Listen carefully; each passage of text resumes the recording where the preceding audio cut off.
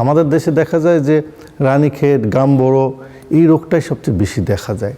এবং এই রোগগুলোর জন্য আমরা কিন্তু সবসময় বলি যে একদিনে যে বাচ্চা নিয়ে আসা হয়, এই বাচ্চা নিয়ে আসার পর থেকে কিন্তু ভ্যাকসিনের একটা শিডিউল সঙ্গে সঙ্গে দিয়ে দেওয়া হয়। যেখান থেকে বাচ্চা কেনা হয় তারা দিয়ে দেন। তো আমাদের খামারিরা যদি সঠিকভাবে ওই ভ্যাকসিন শিডিউলটা, যদি টিকা প্রদানটা সঠিকভাবে যে কয়দিন পর পর দেওয়া দরকার ঠিকভাবে দেয়, তাহলে কিন্তু এই রোগগুলো হওয়ার কথা না। Powered by Krishibid group. প্রিয় দর্শক, বিরতির পর আবারও ফিরে এলাম আমাদের ফার্মার্স নেটওয়ার্কে। এতক্ষণ আমাদের সঙ্গে থাকার জন্য ধন্যবাদ। বিরতির আগে আমাদের আলোচক ডক্টর আলী আফজাল এবং উদ্যোক্তা মাহবুব রহমান পোলট্রির বিভিন্ন বিষয় নিয়ে আলোচনা করেছে। সেখানে অনেক প্রশ্ন তৈরি হয়েছে।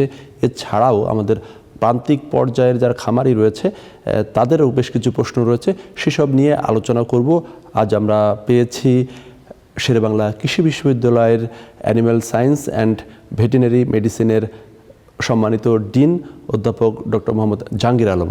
ডক্টর জাহাঙ্গীর আলম, আমাদের ফার্মার্স নেটওয়ার্কে আপনাকে স্বাগতম। ধন্যবাদ আপনাকে। আচ্ছা, আপনার সাথে আলোচনার ক্ষেত্রে আমাদের প্রান্তিক পর্যায়ের খামারিদের আসলে অনেক ধরনের সমস্যা রয়েছে, প্রশ্ন রয়েছে। সেই প্রশ্নগুলো আমরা একটু শুনে আসতে চাই, এরপরে আপনার উত্তর জানব।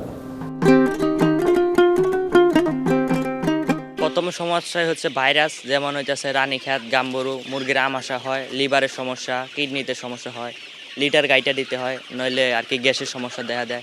ওষুধপত্র দেওয়ার পরে দেখা যায় মাঝে মধ্যে কাজ করে না, ফলস করে, মানে রোগটা আর কি নিরাময় হয় না আর কি। অন্যতম একটা সমস্যা হচ্ছে মুরগির প্রচুর রোগ বেলায় বাড়ছে এখন, আর শীতকালে আরও বেশি হয়। আর এর জন্য আমরা যে ভ্যাকসিনগুলো পাই, এই ভ্যাকসিন অনেক সময় অকার্যকর, যেটা আমাদের মুরগি ব্যবসায় খুবই প্রবলেম হয়। অনেক সময় শেড ধরে পুরো মুরগিগুলাই মারা যায়।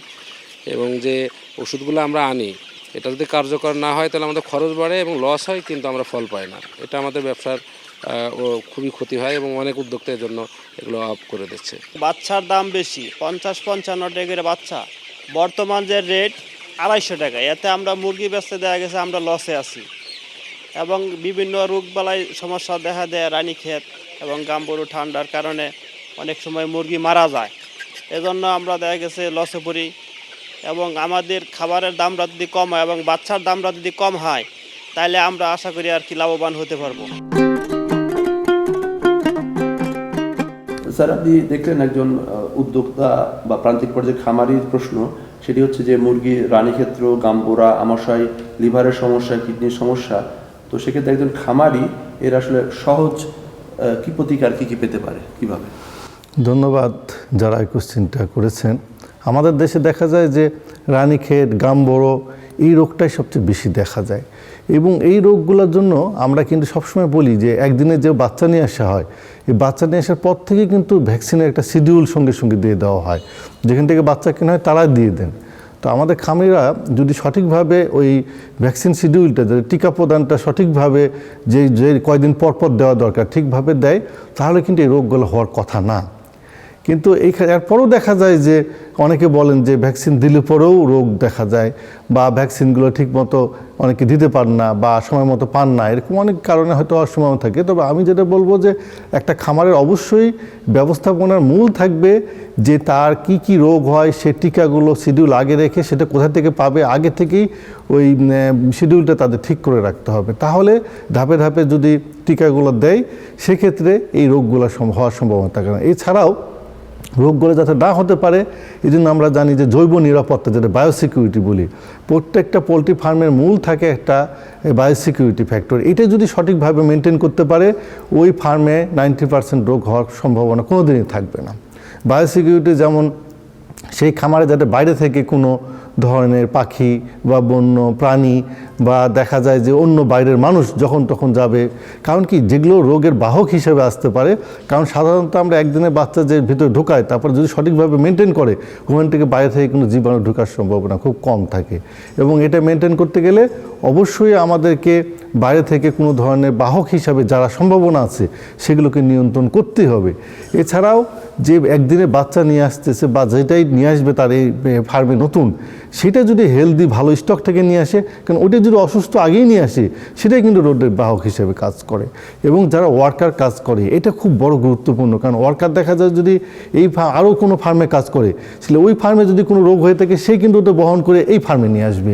কাজে ওয়ার্কার যেখানে কাজ করবেন উনি সেই ফার্মে যেনই এক্সক্লুসিভ কাজ করেন এবং সে ওইখানে ফার্মে ঢোকার সময় তাকেও নিজস্ব কাপড় চোপড় চেঞ্জ করে সঠিকভাবে জীবাণুনাশক হয়ে তারপর তাকে ঢুকতে হবে। আপনি শুনছিলেন যে অনেক সময় ভ্যাকসিন পাওয়া যায় না, কিংবা ভ্যাকসিন পাওয়া গেলেও সেই ভ্যাকসিনের কার্যকারিতা নিয়ে এক ধরনের প্রশ্ন রয়েছে। অনেক সময় অনেক মুরগিও মারা যায়, এমন কিন্তু অনেক খামারির একটা অভিযোগ থাকে। এই বিষয়ে আসলে কি বলবেন?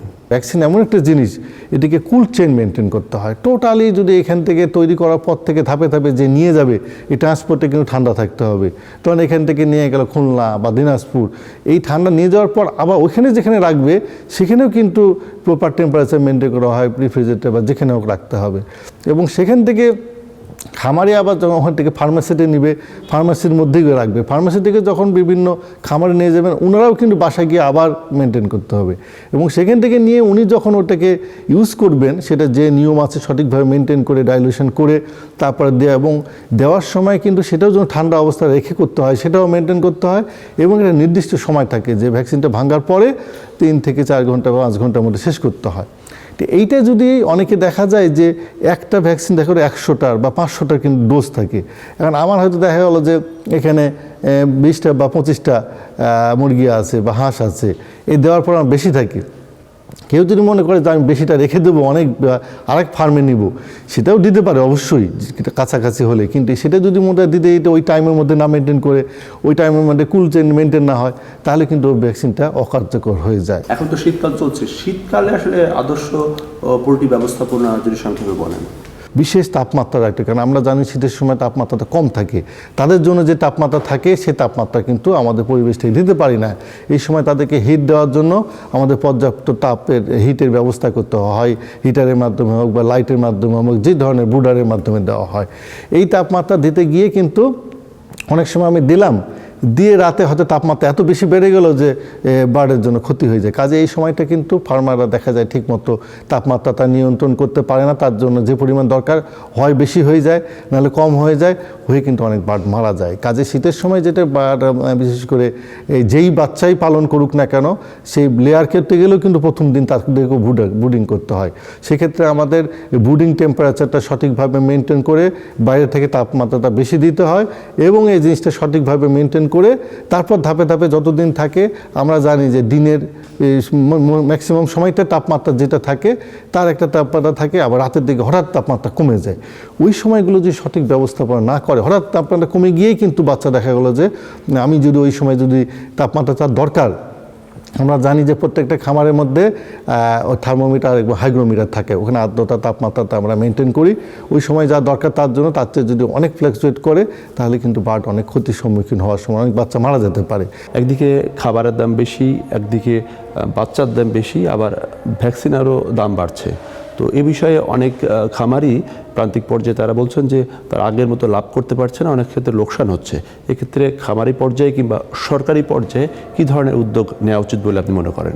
সরকারি পর্যায়ে আমাদের ব্যবস্থাপনার বিশেষ করে আমরা যেটা বলবো যে এইটা আমাদের যেসব খাদ্যগুলা সরকারিভাবেও আছে, আবার আমরাও দেশেও আমাদের করণীয় কিছু বিষয় আছে, যেটা আমাদের দেশে করণীয় আছে যে আমদানি নির্ভর না হয়ে বিশেষ করে ভুট্টা এটা আমদানি করতে হয় টোটাল বেশিরভাগই, কারণ আমাদের দেশে উৎপাদন খুব কম হয়।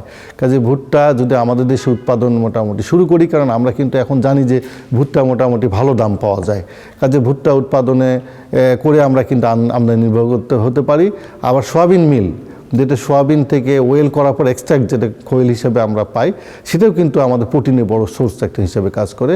সোয়াবিন মিলও আমদানি কমিয়ে আমরা ইচ্ছা করলে দেশে সোয়াবিন উৎপাদন বাড়াতে পারি, তাহলে সোয়াবিন তেলও আমাদের দেশে পাবো, সঙ্গে সঙ্গে সোয়াবিনের দামও তেলের দামও কমবে, সঙ্গে সোয়াবিন মিল যেটা আমাদের প্রোটিন দেয় সেটাও আমরা এটা পাতে পারি। এছাড়া আমাদের অন্যান্য যে উপজাত বিভিন্ন ধরনের ভুসি বা এগুলো কিন্তু যে পরিমাণে লাগে আমাদের দেশে, বিশেষ করে খেসারের ভুসি বা গমের ভুসি, এগুলো কিন্তু পর্যাপ্ত পরিমাণে আমাদের পাই না। এগুলোও কিছু কিছু ক্ষেত্রে অনেক সময় আমদানি করতে হয়। কাজে আমরা মনে করি যে এই জিনিসগুলো যদি আমাদের দেশে উৎপাদন বেশি বাড়ায়, আমাদের বিশেষ করে এই শিল্পকে বাঁচানোর জন্য যদি এই রিলেটেড কাজ করতে পারে, এটা একটা হতে পারে। আমাদের অবশ্যই সরকারি দরকার হলে এক্ষেত্রে ভর্তুকি দেওয়ার দরকার হলেও এই কাঁচামাল যেগুলো আসে সেগুলো ভর্তুকি দেওয়া হতে পারে। তবে এই ক্ষেত্রে সরকার অনেক ভিটার এক্সপিরিয়েন্সও আছে। আসলে এদিকে ভর্তুকি বা ফ্যাসিলিটি দিলে যারা এই ব্যবসা করেন, এটা আমাদের পোলট্রি শিল্পের নাম করে নিয়ে এসে এটা অনেক বেশি নিয়ে এসে অন্য কাজে লাগান। সেক্ষেত্রে তো একটা বিশেষ মনিটরিংয়ের ব্যবস্থা, বিশেষ ব্যবস্থাপনা নিয়ে সরকারিভাবে বিশেষ ব্যবস্থা নিলে আমি মনে করি যে বিশেষ করে সরকারি এবং আমাদের দেশের মানুষও এই ব্যাপারে সচেতন সকলে হলে পরে এটা ব্যবস্থা নিতে হয়। আর আমি আরেকটা বিষয় বলবো যে কাঁচামাল হিসেবে যেসব জিনিসপত্র লাগে, এটার আমাদের যারা গবেষক আছে তারা অল্টারনেট বিকল্প হিসেবে অন্য কি কি আমার দেশে অ্যাভেলেবল আছে পর্যাপ্ত, সেগুলোর মধ্যে বিকল্প কি ব্যবহার করা যায় সেটাও চিন্তা ভাবনা করে যদি আমরা ইনক্লুড করতে পারি, সেক্ষেত্রে আমাদের খাদ্য ব্যবস্থাপনা এবং খাদ্য খরচ কম হয়ে আসবে বলে আমি মনে করি। ডক্টর জাহাঙ্গীর আলম, আমাদের ফার্মার্স নেটওয়ার্কে সময় দেওয়ার জন্য আপনাকে ধন্যবাদ। ধন্যবাদ আপনাকে, ধন্যবাদ এটিএন নিউজকে। প্রিয় দর্শক, এই ছিল আমাদের ফার্মার্স নেটওয়ার্ক। আগামী সপ্তাহে দেখা হবে ঠিক একই সময়ে। সবাই ভালো থাকুন, সুস্থ থাকুন, আর এটি নিউজের সঙ্গেই থাকুন।